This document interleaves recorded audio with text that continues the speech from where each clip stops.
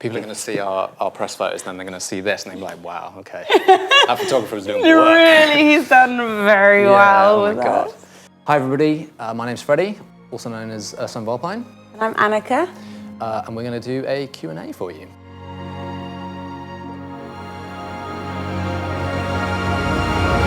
Okay, so thanks so much for sending in all your questions. But one of the ones that we got that I kind of do get quite often is, are there any plans of touring together? Yeah, we haven't.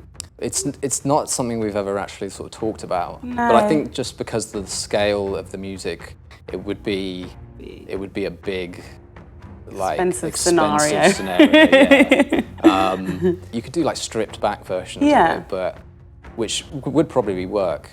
We live in Yeah, we live on the opposite sides of the world, which so does make things complicated, in that regard at least anyway. Yeah, but I think it's something, maybe now we've got more of a body of work now with this EP as well, so it makes sense for us to maybe do something at some point, but there's nothing as of now that we have. It's planned. on the cards, but it's on the card. Watch this space. The next one is, any chance we're getting a music video for SOTERIA? Ooh. Oh, interesting question.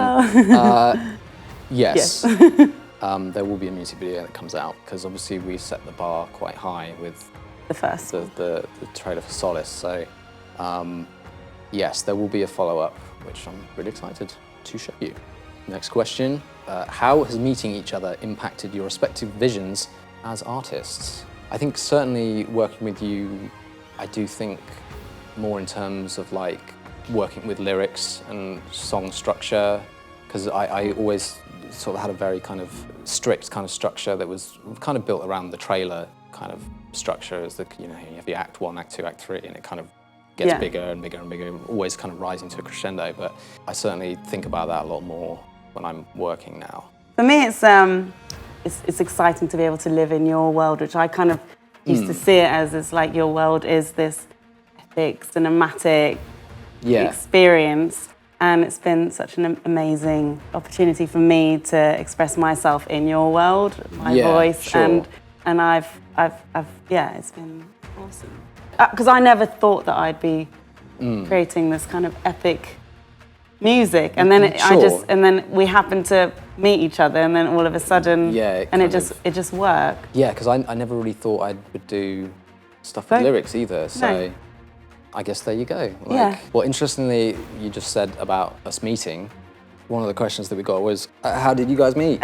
So we were both managed by the same person. His name's David Gray. He's amazing. Love you, David. Love you, David. I think the first time we met was we both went to a Brit Awards party back in like 2014, I think. And we met very briefly there. There was no kind of like, oh, hi, I'm Annaca, and I'm a singer, and oh, hi, I'm Freddie, I'm a composer. We just kind of hung out. It was a few years later, I think, that I'd done a track, which ended up becoming, and so my heart became a void. Became a void? I can't even remember the title of my song. And then David was like, I know a singer, I could get Annaca to sing on it. I was like, yeah, okay, sure, why not? And then he sent over the vocals that he'd done, and I put it over the track, and I was just like, okay. Like, literally life-changing. I actually felt like this is a core memory happening right here. Just your voice and what I'd done, like, mixed together so well, that it kind of felt like, why has this taken so long to happen? I know. Either way, whatever trailer that was for didn't land. It's fine, because here we are. Yeah, here we are. So then after that, I got in touch with you, and I was just like, oh, we need to meet up and chat. Like, it'd be really cool to do something else together. So I think we met up in London. This was the second time we'd ever met. With actually in person. And then I was like, I really want to do this cover of Wicked Game. And you were like, okay, cool. And so I went away for a couple of months and sorted that out, and then sent it to you. And I was like, oh my goodness, what is this? And then you did your lyrics, and then you sent them to me, and then I was like, oh my goodness, what is this? Because there's very few tracks of mine. I don't know if you get this as an artist, but listening back to something that you've done, it's very rarely that I will come away from it being like, oh, like this is actually something kind of special. Like, it kind of gives you a feeling that, and like hearing your vocals over the top was just like, oh, wow, this is something Track else. is insane. Yeah, so it's literally any old person could sing over that, and it would be like. No, you're far too modest. No, it was insane. But like, and then that track kind of sort of took off for various reasons. But yeah, so it was a kind of a weird. We kind of knew other people, and yeah, it just kind of worked out that way. Yeah. I wish we had like a crazy story to tell. I about know. It, but Not that interesting. Not that exciting. Okay, so what challenges have you two met working together, if any? Personally, I haven't experienced any challenges working with you, really, because... I don't think so either. No, I mean, I could say the distance is a challenge, but it's not actually a challenge because that's the only way we've ever worked together. Yeah, so exactly. It's like we've never actually been in a room making music together. No. Which is, I guess, kind of nuts, but yeah, also like it kind of works. Yeah, I think we're just on the same page. It's like you send me something, I'm like, wow, this is amazing. Yes, I will write to this. Yeah, I will put something on paper. I will make this happen. There's no track that I can even think of really that's been kind of like, oh yeah, this doesn't work, or has been really a challenge. I guess like the horror on this EP was the closest we kind of come to that, but it wasn't really like it wasn't like a challenge. It was just like, we'll try something else. So we did, and it worked. Like we could just be time. honest with each other and say, oh. Exactly, yeah. I think our kind of vision for what we're after is definitely on the same page, so we kind of know what we're, it's easy. Easy. Okay, so next question. What started you down the path of pursuing music as a career? For me, it was just kind of, I was always just singing and playing the piano, and there was never really it was just always going, I was just always going to do this. I don't know, there was never, I wouldn't say there was one particular moment. I just kind of started, I just kind of finished school, and I've been in various bands and continuously just been pursuing music. So I think for me, I wouldn't say there was one particular moment, but there have been moments where I was like, maybe I should give this up or try something else because this is really hard. Yeah, but was there anything that like kind of, I don't know, anything you heard or like an artist that you heard that was like, wow, like I want to do that? Or? I think when I was first starting out as when I had little bands and things going, it was like Florence and the Machine was kind of like my, I loved what she was doing, and that was definitely a constant inspiration for me personally. Yeah. How about you? It's a bit of a weird one really. Like I kind of always did music in some kind of regard. Yeah. Like, learned to play the flute in high school, and then I learned to play guitar, and then I kind of just started making my own music on guitar, really. I don't know, I didn't ever imagine myself doing it as a job. Yeah. I studied like film production, which is kind of what I thought I would end up kind of doing full time. I did like a soundtrack for my grad film, and that ended up on a trailer for... Makes sense though that you did the film thing, I mean, because it totally makes sense with your music. You understand. Yeah, the two kind of inform each other a little bit. Yeah. It kind of made sense, but I'd never kind of imagined. You didn't imagine it. No. Yeah. There's certainly music that I heard that was like, wow, okay, this kind of, I heard it in a way that kind of actually made me like feel something. And I think Howard Shore's score for Lord of the Rings trilogy, it was one of like first like soundtrack CDs that I bought. Yeah. Because I was like, just the world and the music that went with it kind of was so captivating, and like, that kind of set me off down a path of interested in that, in the kind of soundtrack, because all my friends and stuff were just listening to whatever was on the radio at the time. And I was kind of listening to like video game soundtracks and stuff. Well, there you go. Keeping it on a very low volume so they wouldn't judge me. I think that was certainly getting into the route of where I am now. That was certainly the core catalyst kind of thing that happened. Okay, next question. I guess this kind of ties into that. Is your most inspirational artists or artists? You start. I start. Oh God. I feel like yours are going to be obscure. Mine are just like kind of. Florence and the Machine. Florence and the Machine. Good start. Kate Bush. Etta James. It's quite like pop music throughout the. Yeah. You know, like alternative pop and soul and not necessarily. I actually really don't come from like. I'm not massively familiar with kind of school. Yeah, sure. I mean. Yeah, for me it's like David Bowie. It's like kind of the classics and the... Yeah, well I guess for me it is more, score based. So there's a Japanese composer called Nobuo Uematsu who composes used to compose all the music for the Final Fantasy games, probably the pinnacle of like my musical inspiration. And just in general, that kind of whole series, there's other composers who have come in to score the games, and they've all been amazing as well. Again, like more sort of contemporary film composers like Hans Zimmer's like an obvious one. Yeah. Clint Mansell, I love. Johan Johansson as well. I mean, there's so many. I know. It's almost like hard to like pin it down. It's hard to pin it down. Max Richter, and then like neoclassical composers like Oliver Arnolds and Nils Frahm, and The list this goes. video would be days long if we were here all the time. Yeah. Okay, this is an interesting one actually, because I'm quite interested to hear. Do you draw from personal experience or fiction? Like when you're writing lyrics, does it come from something inside you, or are you kind of imagining a scenario? I do take things from personal a little bit. I guess like for some songs, it's kind of Yeah. like, okay, Yeah, like, yeah. that's pretty heavy. Like, Yeah. So you probably don't. No. I have quite a big imagination. Yeah. So I am able to just, I can watch a film or read a book or see one line of something in a poem or something, and it would just inspire a whole world of ideas for me. So I'm not necessarily always pulling from my experience. Certainly, composing-wise, it's always a visual kind of imagination thing. Like, I have bookshelves full of like concept art books. I really love like concept art books, and just like flicking through them and seeing, you know, these kind of fantastical worlds and just images of characters and people. Like, there's always so much like richness in there, which definitely fills me with, inspires the kind of, Also, this is all good because this is all lyrical based, so this is all good for you to answer. But what makes a song stand out lyrically? That's a big question. It is a big question.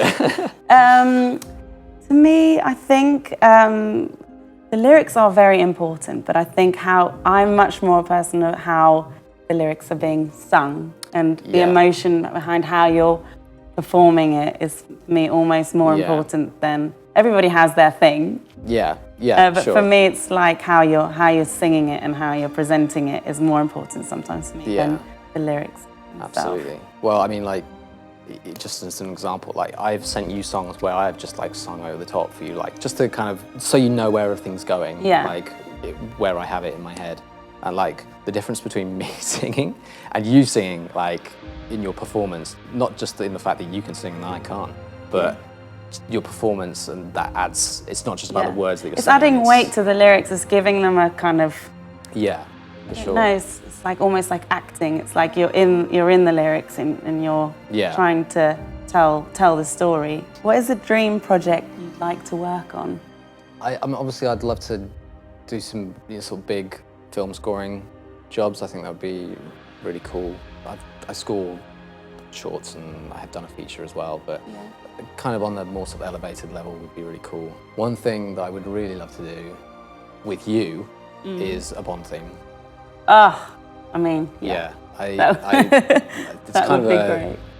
Yeah, like a very distant dream. But, I would love to do a Bond theme. Yeah. And that was kind of some of the kind of vibes that I tried to bring into this EP. Actually, there are some elements of it maybe, but always room for the next exactly. EP. Yeah. But yeah, Bond theme would be. Oh my gosh, that would be cool. incredible. And I think we could do a pretty good job. We could do it. Quite a lot of people have commented on like YouTube and Twitter and stuff saying things they should do a Bond theme. Yeah. Obviously, we just need to get huge, like. Yeah, we need to be massive. Billie Eilish and Adele. Don't need to aim that high. Yeah. Is there a cover you'd want to tackle, or one you'd be afraid to do? I don't know. Like Wicked Game was always one that I wanted to do, because I'd heard other covers of it before, but I'd never heard anybody do it the way that we did it. And that's kind of what I heard in my head when I would listen to the song and be like, oh, there's a really cool way of doing it. You were kind of toying with California Dreaming, weren't we? California Dreaming. Yeah. Again, this is another one that's been done to death, though. Yeah, that's true. I saw another trailer with it. Again, like, not in the same way that we'd do it, but I don't want to oversaturate the California Dreaming. There are some tracks that I would love to give a go, because they'd be a challenge, I think. Yeah. So something like Stairway to Heaven by Led Zeppelin. I'd love to try and do that. Well, you could do it. Well, I have actually tried before, but it's like I difficult took a song. long time with Wicked Game. I took like months to get that right. I would need to spend the same amount of time to make sure that it was as good as it did it justice. You know, Yeah. like Wicked Game, the original is such a great track.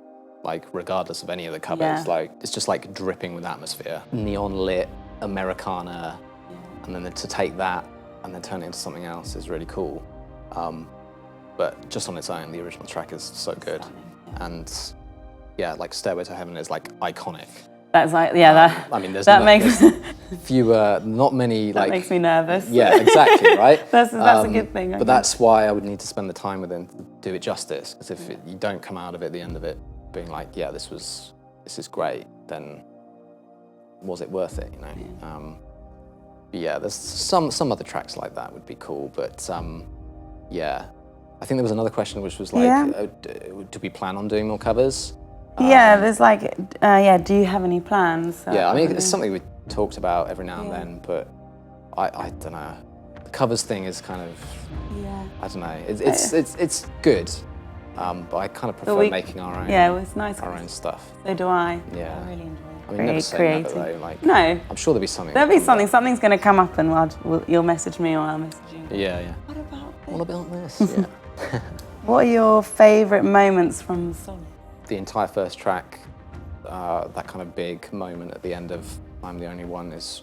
Oh yeah, that is, I love that. Yeah, especially now we've got the visual to go alongside that, Yeah. I think. Oh my it gosh, makes I can it kind just of, see it in my head. I mean, that is definitely one of my favourite moments from that EP. For my own sort of personal bias, track 4, which is Many Other Stars I See, which I wrote for my wife, Rosie, and I wrote the lyrics for that, and I wrote the music and stuff, Really and special. yeah, I was really happy with how that turned out, considering I don't really write lyrics usually, so it was kind of like a first. The lyrics are gorgeous.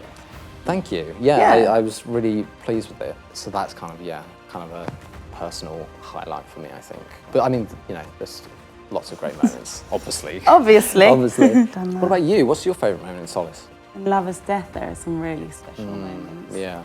Like the way that you pulled it back and then the epic, and the ending is amazing in that song. There's a really nice like string outro to that where it like descends. It like do. Oh man, I was quite happy with that. Yeah. when I heard that.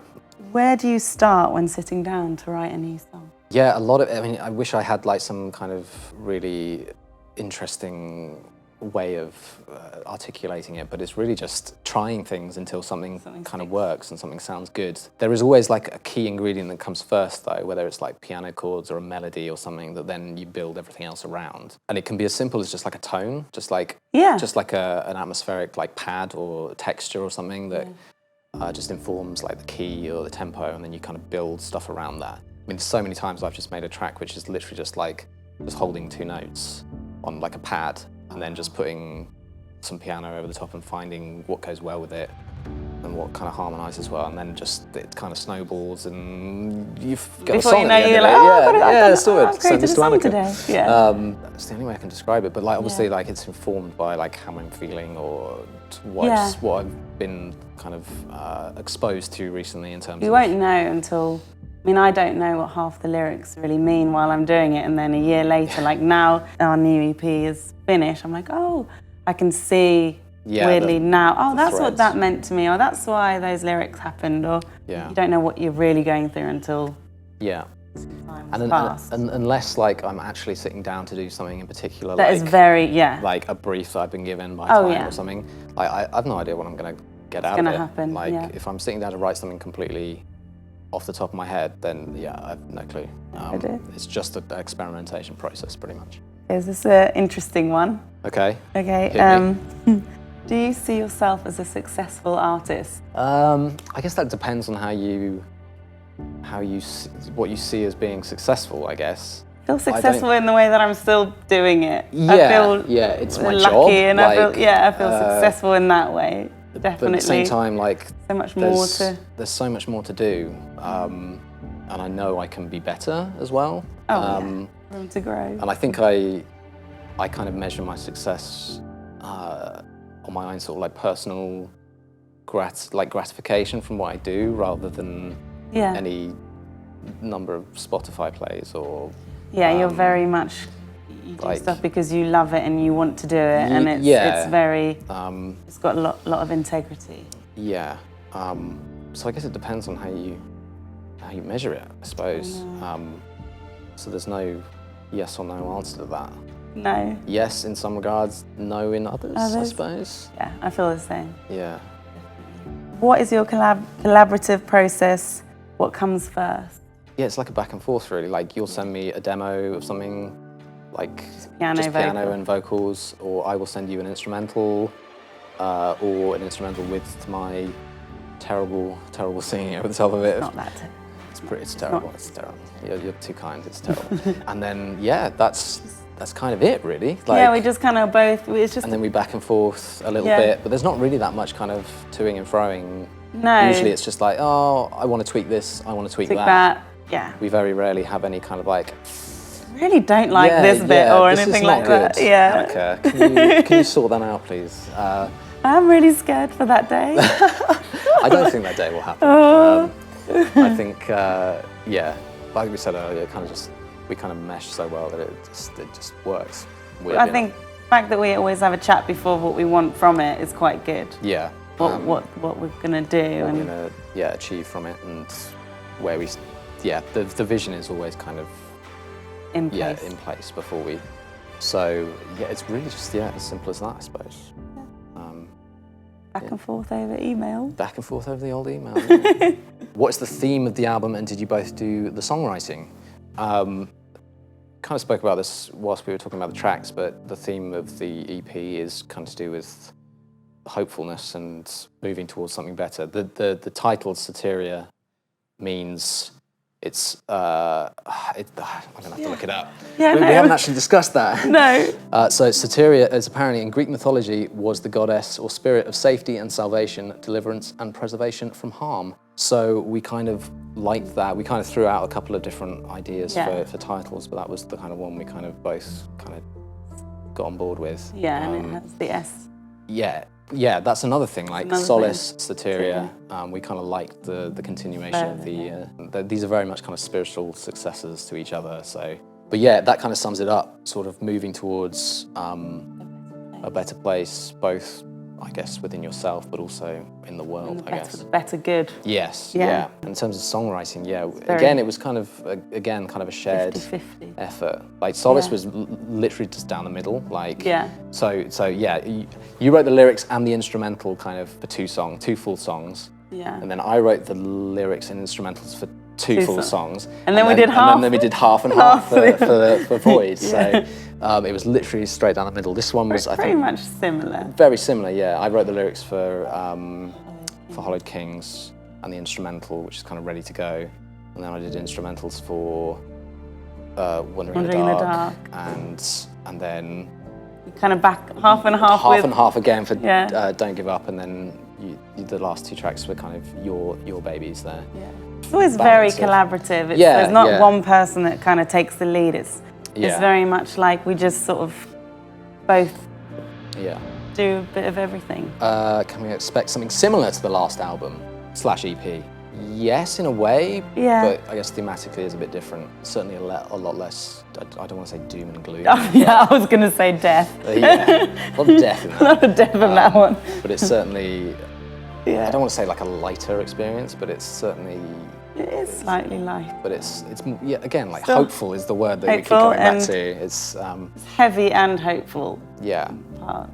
Yes, I think so. So expect certainly similar vibes. Similar vibes, especially, But lyrically and I think thematically it's evolved. Yeah, it's evolved. It's a new part. New chapter in there.